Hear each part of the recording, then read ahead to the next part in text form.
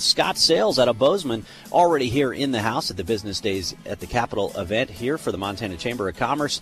Mr. President, good to see you. Thanks, Aaron. Glad to be here. Yeah, you've served a number of years in the state legislature, so you've been a steady hand over a number of years. It's not too often you have steady hands at the helm of some of these political offices, you know. Well, it's been quite a little run. I've been here since the first time I ran in 2002, so I'm approaching the end of my tenure, but I've been very privileged and humbled to be Speaker of the House in my tenure over there, and then I'm entering into my second term as president now in the Senate. Yeah, Republicans control the House and the Senate, but Democrats still have the governor's office, and it seems like Steve Bullock isn't really too focused on Montana. He's trying to run for president, so begs the question, what do you want to get done? What can be done in the face of a governor who doesn't really seem too focused on Montana? Well, it appears to be that he's checked out to some degree, because this 19 budget is just basically dusted off 17 budget. It has the same priorities as the previous budget for the most part, and then on top of that, he has the same tax increases on alcohol, cigarettes, and then licensing fees, and we've turned all these ideas down 2 times in a row. So he was unsuccessful in raising taxes in the 17 session. He called what I would consider an unnecessary special session, and had a bunch more tax increases, the same ones that he rolled out in the 17 session, and they were rejected again. And I don't feel that there's any type of appetite for a tax increase for the 19 session. Revenue's picked up.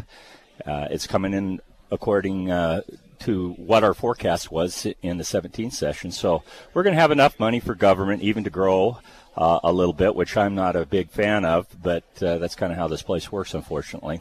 Yeah, that's kind of the good side was we had a Trump bump in revenues, which brought in more revenue thanks to the tax cuts that spurred the economy. The downside is the politicians always want to spend more of it the more they get. We never give it back, which is unfortunate. And in this case, the governor still wants to raise more revenue. So but I think that's going to be a non-starter. I think we're going to craft a budget that lives within our means. I don't see any of these tax increases getting a lot of traction. So it should be, with the exception of the Medicaid expansion debate and possibly his pre-K initiative, are really the 2 big items I think that are going to get a lot of debate. You're the Senate president, of course, but I got to get your reaction to the House Republicans, this rules fight, battle between kind of the moderates and the conservative Republicans in the State House. They've now reached this compromise. What do you think it means? Well, I think they're making progress, and that's a good thing. I think the the rules are going to be such, excuse me, that the speaker's going to have less authority than he has in the past. Like when I was speaker, had a tremendous amount of authority on where bills went, where they stayed, what committees heard them, and then, of course, you had the blast motion, which was 60. It looks like it's going to drop down to 58. But, you know, at the end of the day, you got to be able to do simple math, and that math equation is getting 51 votes in the House and 26 in the Senate. So you can argue about the rules all day long, but that's basically, if you don't have the 51 votes, the numbers are the numbers. The numbers are the numbers. Of course, you're a big name in Montana politics. I mean, you're elected to a leadership position in the state Senate once again here. Any thoughts on 2020? Well, I think 2020, the deck's going to get shuffled, it appears, and there's going to be a competitive race, we know for sure, in the governor's race already.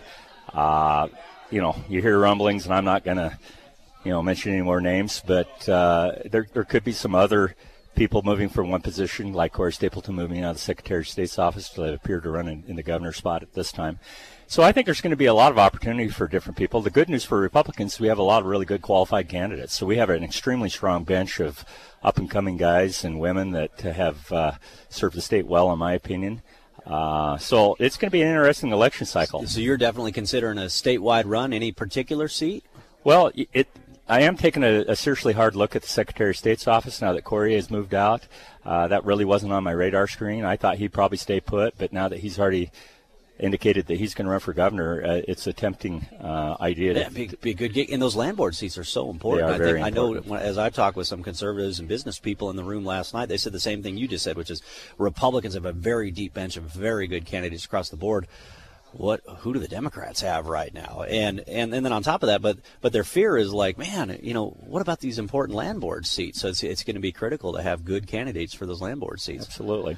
Yeah, I'm considering it. I'll probably make a decision over the next few weeks. All right, well, you know who to call once you make that decision. We'd love to have you on the radio. And, let's stay in touch because we definitely want to get some regular updates as we can from the legislative session. Senate President Scott Sales, always a pleasure. Good to see you. Thanks all right, for coming see you in down. a little bit.